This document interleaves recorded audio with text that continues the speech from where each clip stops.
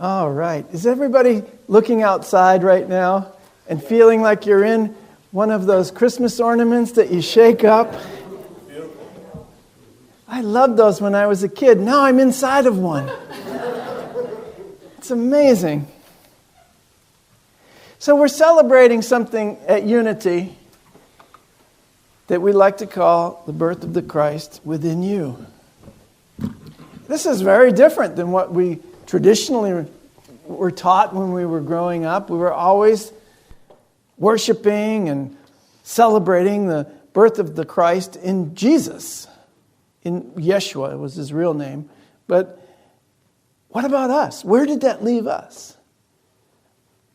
Why was it just this one person that was endowed with all of the spiritual powers and the divine light? When his actual ministry was dedicated solely to the truth that light lives in you. And it's supported biblically. So I wonder why we never actually wanted that to happen. Why we never wanted to take up our true inheritance as children of the Most High. And I think perhaps it seems a lot easier to play small. It seems a lot easier to let somebody else do it. To pray to somebody else and they'll just do it for you. You don't have to do it. But in the end, it never left me satisfied. I was always searching for who I was. I was always searching for something more, something else. And I really feel like that became a huge problem and is a huge problem for humanity. That search for who we are in the wrong place. That search for that. Something other than what we were born with. You were born with all the power in heaven and earth. And you just find it easier to live as if you're separate and small and little. And maybe this will pass. I'll get to heaven after I die, maybe. Maybe, we say. If I follow the rules, but nobody knows what the rules really are. So at some point, we have to look at our thought system and see, is it really serving us? And at the end of the year, what we're going to do next week is let go. We'll have a burning bowl ceremony. We'll be right here in place of these beautiful candles. And we'll let go of all that no longer serves us. But I would like to propose today that what no longer serves us is the old thought system of separation that placed the Christ outside of us. Even on the computer, I hate to say it, even in the Word program that I use, when I type the Christ, it corrects me. It underlines it. And the suggestion is Christ, like a person. And the one thing that I want to share with you today is, since 1890, Unity is taught that Christ is not a person, but a principle. Something that we apply within our own minds. It's an energy of the divine within us. The Bible tells us that Christ in you is the hope of glory. That's the mystery that everybody knew. The mystery, which is no longer a mystery and no longer a secret, is that Christ, or I will metaphysically define it as divine light, lives in you. And it's not only your hope of glory, I feel it's our only hope. It's the only hope for us to accept our spiritual evolution, to end the mass extinction on earth that we're part of, that we're actually causing. There is a sixth extinction underway now, but it was caused by us and it can be reversed by us. If we are conscious, if we are aware, and if we are walking as Christ beings, not as separate beings. I truly believe this because I'm experiencing it. I'm experiencing it on a consistent basis now. At first, it was a true miracle whenever I would trip over something divine and find out that that was me. Whenever I had a miracle happen, I still attribute it to something outside of me. It took many years for me to realize it's all coming from my own consciousness and from our collective consciousness. And that's why we still experience it sometimes as something outside of us, because the collective consciousness is huge. What I'm proposing here is that the birth of the Christ in us is our only hope.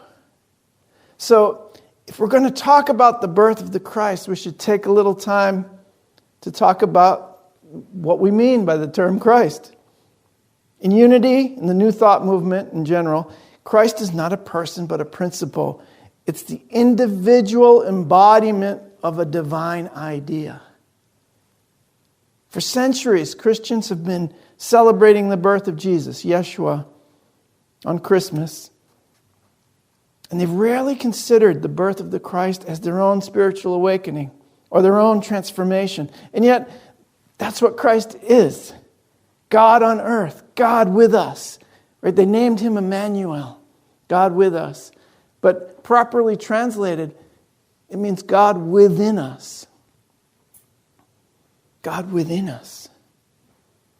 You want to say, well, God's with us. He's sitting over here in this chair. I put a chair out for him and some cookies and milk, too, when he comes down the chimney and gives the presents. So it's always something outside of you. But guess what? Santa's not coming this year because Santa is already here. Santa's in you. It's in me. So when you think of the coming of the Christ, when you think of God itself or our collective higher consciousness, think of it as already being here. It's not somewhere else. It's here right now. Because if you take here and you go looking for it somewhere else, when you get there, it'll be here. You're bringing here with you, so there is no somewhere else, right? You go somewhere else, and here I am. We used to say, wherever you go, you take yourself with you. Or wherever you go, here you are. That's what George just said. So isn't that wonderful? It's all right here, right now. And we're bringing it forth through us. Christ is a universal principle of God in us. Christ is the divine being, which is what you are. I'd like to read to you a portion of the Revealing Word. And this is Charles Fillmore's teachings. This is one of my textbooks from Unity. Charles Fillmore was the co-founder of Unity along with his wife Myrtle. And in the Revealing Word, he says, Christ is the divine man. Jesus is the name that represents an individual expression of the Christ idea. But Christ existed long before Jesus. And that's the most important distinction, which makes New Thought and Unity what it is the Christ idea existed long before Jesus. Jesus was an individual expression or embodiment of the divine light. And you can be too. In fact, you are, and yet we are still evolving. We are still emerging. It takes our participation in our own awakening. That's why Unity Worldwide Ministry has a vision. And that vision is of a world powerfully transformed by the growing movement of our shared spiritual awakening. We share in this divine light. We awaken to the divine light in us, and we start to see it in others. And I really see it in some of you. You're really shining bright today. And I'm so grateful for that, because it reminds me of who I really am. And in the presence of that, all of my seeming pain and suffering just disappears. All of my anger and judgments goes right out the window. I don't need it anymore. I used to use those things to identify myself, to protect myself in the world. But we'll find out that only love is our true protection. our identification with the Christ. So he goes on to say that Christ abides in each person as his potential perfection. Jesus Christ is the embodiment of all divine ideas, and it exists eternally. Those ideas exist eternally in the mind of being as the only begotten Son, the Messiah or Anointed One, the living principle working in man. So you too can be the Messiah or the Anointed One of your world. And in fact, you have to be in order to really understand and experience that divine light that's within you. You have to stop pretending that you're that separate individual person with all those problems. And start realizing that in the mind of the divine, the mind of the infinite source, the mind of God, there is no separation. It's not like there was a separation and then we went to oneness. No, we were always been one. The idea of separation is nothing more than a mistaken idea that you can let go of any time you choose. And the joy and the healing that you will find and the birth of the Christ within you that you will experience, I cannot explain. And it's not something I can give to you. You have to find out for yourself. So he goes on to say, I'm just going to read a little bit more. The Christ in you, the true light which guides every person that has come into the world, every person that has come into the world is and ever has been in human beings. He says in man, but I like to change his languaging to fit our times. In man and woman, in human beings. Even the outer human being was formed and came into existence through it. That is Christ in you, your hope of glory. Now it goes on. It goes on, and it's wonderful to read. But what I want to remember this morning is that that's what we're celebrating: the birth of the Christ that's happening in you. So the Christ is not a person, but a principle. It's an individual embodiment of the divine idea. And that's really the distinction that unity makes.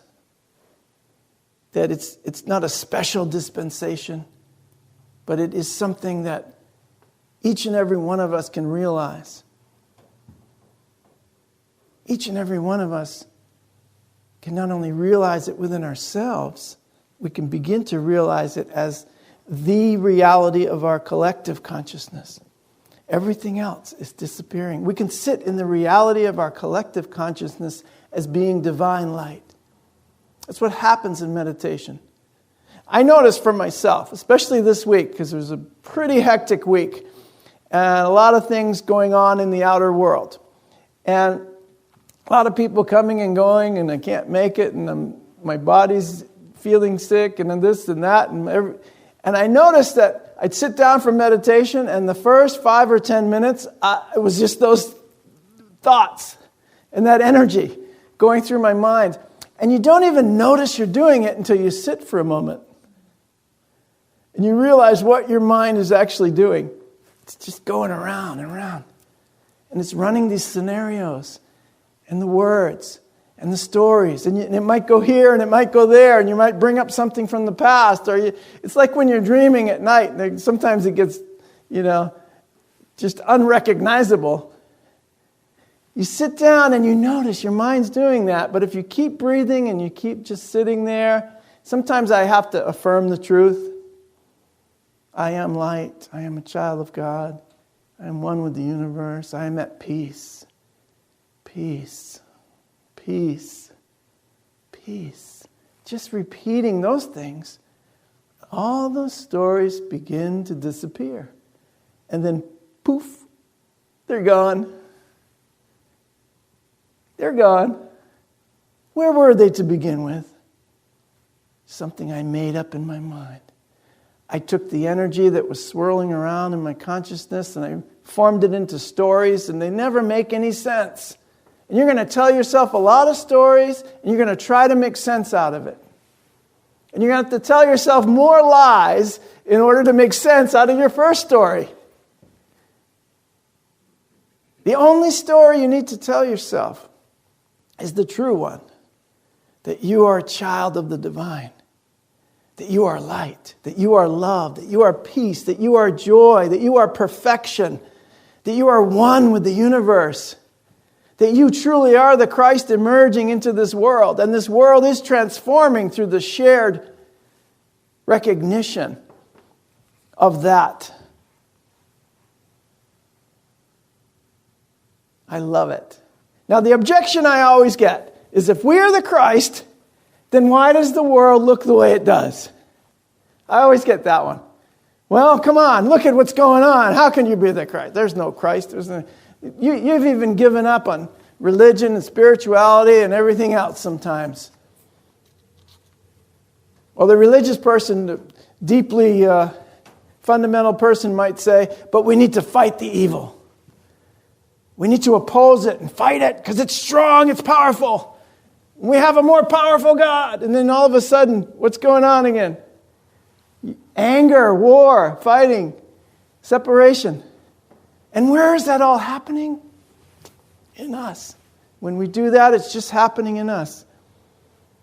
I had somebody just last week say, well, you tell me there's no evil, but what about this? What about this? What about that?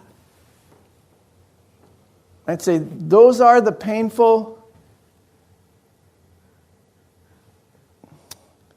responses that happen within us to our sense of separation. Those are the stories that we make up. And yes, you know what? They are evil. And yes, it is hell sometimes. If you look around the world and you see what's going on, the wars that are happening, or how we treat one another, yeah, that's hell. But guess who created that? Wasn't a loving God that created that. So if the Christ does dwell in us, why does the world look that way? For two reasons. First is that the Christ in us, our divine light, is a potential. We have to activate it. It's just sitting in potential. And it is by our own will and power of mind that we activate the Christ in us and bring it forth into the world. And it takes a lot of courage to be love in a world that has a seeming opposite. But I want you to celebrate the coming of the Christ in you as much as you celebrated the coming of Jesus into the world. The Messiah, the Savior, the Anointed One, whatever you want to say He was, you have to be that in order for you to experience that. That's the second point. Why does the world look the way it does? If we're all the Christ, it's because we're not using our potential. We're not living up to our potential, activating that spiritual potential, bringing it forward and realizing it. Just like electricity is there in potential until I plug into the wall. I have to plug in to the source. That's the way I activate it, is get plugged in. I plug into the electricity and then I can use any device I want to channel that power. The microphone, I can use a power tool. I can power my cars now. It's amazing, this thing called electricity. And I'm the one that has to channel it.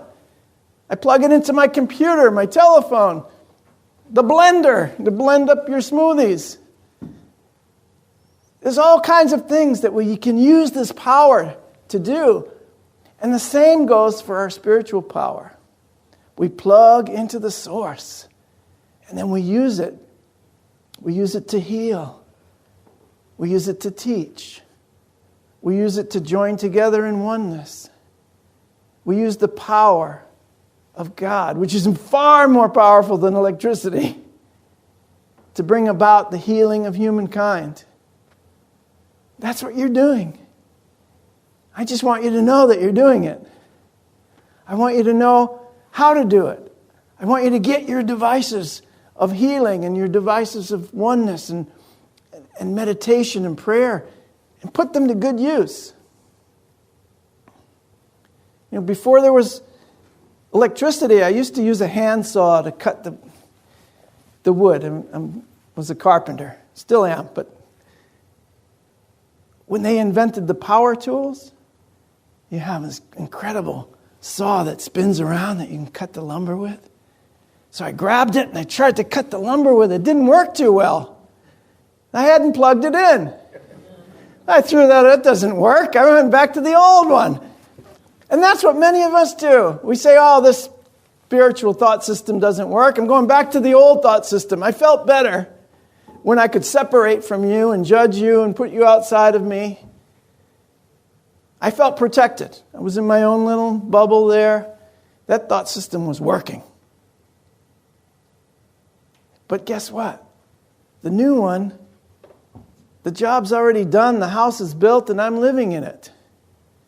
And you're still trying to cut the wood with the power tool going like that, with it not plugged in. We have to plug ourselves in to the divine, to the collective divine consciousness. So that's one of the reasons the world looks the way it does, is because we're not plugging ourselves in. Secondly, most of us, we're not even educated about spiritual principles. A lot of people are not even aware of the light. They're not aware of our Christ nature or how to activate it or channel it. They're not aware of it, and when they hear it, they go, you're crazy. You're woo-woo, right? But it's not woo-woo, is it? It's very practical. Love your neighbor as yourself is the most practical advice I've ever gotten. Walk up to anybody who's feeling a little angry and upset and got some problems going on or whatever they're expressing to you, and tell them, well, I got the solution for you. Love your neighbor as yourself. Like, how's that going to help me? I had a person, won't mention their names, it was a long time ago anyway, and they were having financial problems. And they came to me for counseling, for pastoral counseling, and they told me that, they had quit their job, and they weren't finding another job, they weren't satisfied, they needed money, and blah, blah, blah, blah, blah. And I definitely have felt that myself, and that financial insecurity. And so we had a meditation, we had a prayer, we had, a solid hour together, and we came up with a plan. And the plan was, seek ye first the kingdom of heaven, and all that stuff that you are looking for will be given to you. So about a week or two later, this person comes back to me with the same complaints. Still can't find a job. I'm getting kicked out of my apartment. It's getting worse now, by the way. My relationship's not working the way it was before. What's going wrong? And I said, I thought we had a plan. The plan wasn't to get all upset and get all anxious and afraid and to look and search for something to do. It wasn't to go out and get money. Our plan wasn't that. We made a pact. We had a plan that you would seek ye first the kingdom and allow all these things to be added unto you. We had a plan. At first, we would find our peace and allow all these things to be added unto us. That's the first thing we're going to do. Everything else is going to take care of itself. And you're going to find, as I did, you don't even need half those things you were praying for. That half of that stuff was just part of the story going around in your head that was blocking you from being connected, from plugging in, and from being in your peace. So, instead of turning to symbols this Christmas, I want us to turn to the light within. Is that a good idea? Turn to that light within. Seek ye first the kingdom of heaven. Get plugged in. Feel the birth of the Christ coming through you. Allow this Christmas to be the time when you choose to activate your own divine light. Because Christ is not a person but a principle. The divine man. Christ is the divine man. I read this from the Revealing Word. The name that represents, Jesus is the name that represents an individual expression of the Christ. But the Christ idea existed long before Jesus, and it exists in you. The coming of the Christ, the divine light in the world, is nothing more than our own awakening. And I want you to allow this Christmas to be the time when you choose to activate your divine light. To activate that light within. Will you let this Christmas be a time where you will do that? Give the world the gift of your light. If your answer is yes, then it truly is time to celebrate. Merry Christmas, my friends.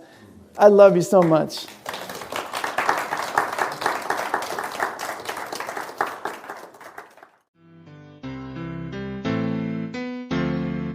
You have been watching the message from our Sunday celebration service here at Unity on Cape Cod, providing a positive path for spiritual living. Please join us every Sunday morning at 10 a.m. at 147 Walton Ave, Hyannis, Mass., and visit us online at unityonCapeCod.org. This video was made possible in part through a grant from Unity Worldwide Ministries and the Templeton Foundation.